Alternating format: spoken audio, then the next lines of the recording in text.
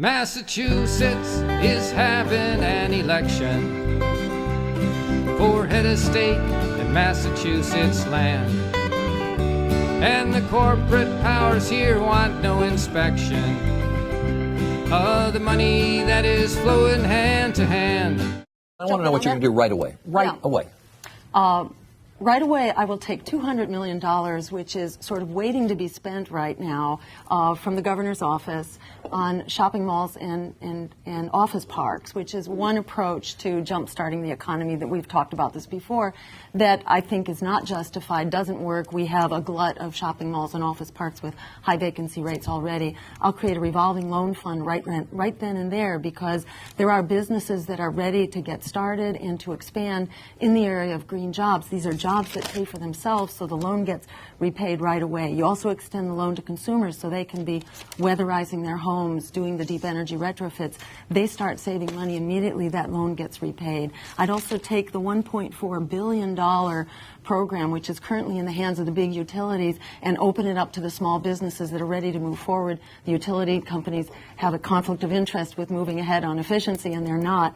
Let's open it up and get it to work. We can create thousands of jobs right out of the bat. With casinos, we'll be waiting for several years to get the permitting and to get them built. We give enormous tax breaks now to those who are doing very well and to large corporations.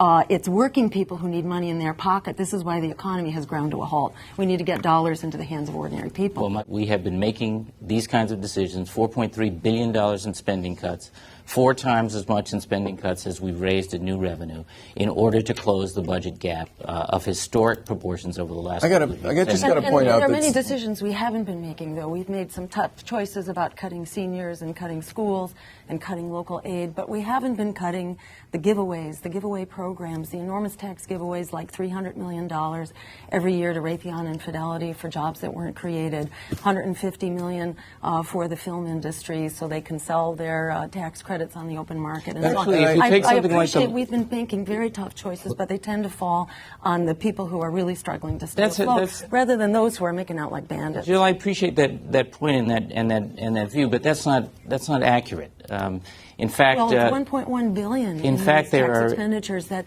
are poorly justified. Even Paul O'Neill from Treasury. In fact, the Life Sciences Initiative, for example, which has a component of tax credits in it. It's not the centerpiece of the bill, but it has a component. It's something else we've had to curtail, a very special and important program from my perspective, something I put in that is getting us growth. And I'll also say that of all of the tax programs that we've put in, we have clawbacks, which is different from previous administrations. They're very small. They have no claws.